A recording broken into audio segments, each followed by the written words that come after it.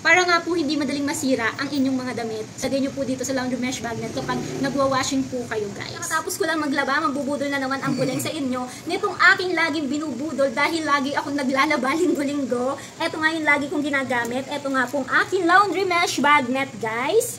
Napakatibay, kaya lagi ko itong binubudol. Kasi dati yung nabili kong laundry mesh magnet, isang washing lang, butas-butas kagad. Tsaka yung zipper, sira kagad. Pero eto, almost 1 year ko nang ginagamit, guys. Ayan, para nga po sa dress. Ito po yung dress ko, guys.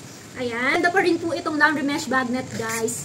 Very affordable lang, matibay ang quality niya. Tingnan nyo naman po yung net niyan. Doble po yan. Dito po is yung malaking butas-butas na net at yung loob po niyan, ayan, yung maliit na butas-butas na net. Kita nyo po ba, guys? Ayan, kaya doble yan, matibay. Matibay din po yung pagkakatahe. Kung naghahanap po kayo ng para sa dress, eto po yun. Meron din pong para sa jacket, mas malaki.